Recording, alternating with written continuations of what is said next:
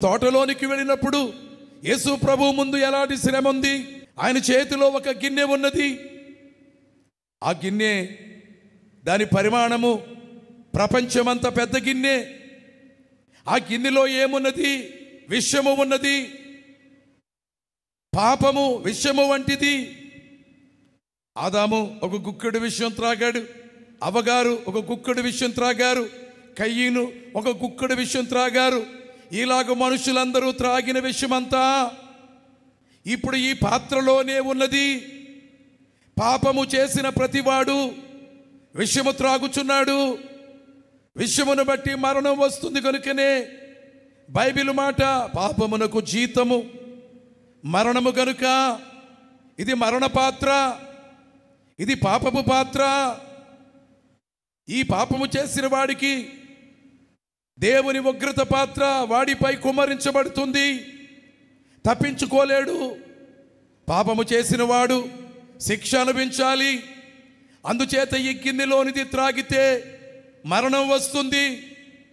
ప్రభువే మరణానికి భయపడేవాడు కాదు.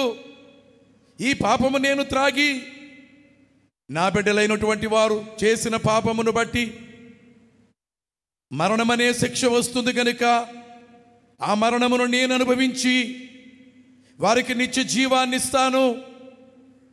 నరకములోనికి వారు వెళ్లకుండా ఆ నరక యాతనల వంటి యాతనలు ఇక్కడుండగానే, సిలువపై ఉండగానే మేకులు నా చేతుల్లో గుచ్చబడినవి, కాళ్ళలో గుచ్చబడినవి, ముండ్లు నా శిరస్సులో గుచ్చబడినవి, వీపు మీద కొరడా దెబ్బలు కొట్టబడినవి, ప్రక్కలో బళ్ళెము పొడవబడినది, ఉమ్ములు ఊయబడినవి, పిడిగుద్దులు వీపునకు తగిలినవి, నిందలు, అవమానములు, హేళనలు, చీత్కార్యములు, ఈ విధమైనటువంటి ఎన్నెన్ని కార్యములు చేసినా, చీత్కరించుకున్నా, ఏమి చేసినా కానీ అన్నీ అనుభవిస్తాను. ఎందుకంటే ప్రేమించు వారి కొరకు మనము ఎట్టి బాధనైనా అనుభవిస్తాము.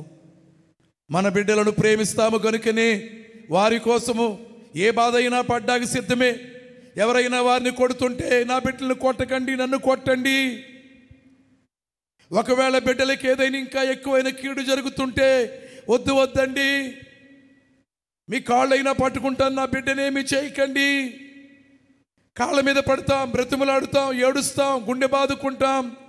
మన బిడ్డలంటే మనకెంతో ప్రేమ కదా. లోకములో ఉన్నటువంటి వారందరూ దేవుని బిడ్డలే.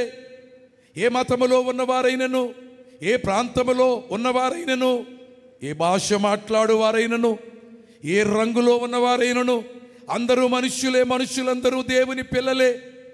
మనుషులందరూ దేవునికి ఇష్టమైన వారే. ఆయన్ను ఆయాసపరిచే, బాధ పెట్టే పనులు చేయుచున్నా కానీ మనుష్యుల మీద దేవునికి ఉన్నటువంటి అపారమైన ప్రేమను బట్టి వారి కొరకు ఆయన శ్రమపడుచు, వారు త్రాగిన విషాన్ని ఆ గిన్నె ఎత్తుకొని చుక్క అయినా మిగల్చకుండా త్రాగడానికి సిద్ధపడి ఏమంటున్నాడు? ఈ శ్రమ తొలగించు అంటం లేదు, సాధ్యమైతే తొలగించు. కానీ ఒక్క మాట, నా తండ్రి నీ చిత్తమే సిద్ధించునుగాక. నీవు నా విషయంలో ఏమి నిర్ణయించావో ఈ గిన్నెలోనిది త్రాగుడు కొరకే నిర్ణయమైందా?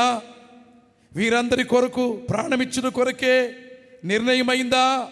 అందుకొరకే నీవు నన్ను పంపించావా? అలాగైతే తండ్రి నేను సిద్ధముగానే ఉన్నాను.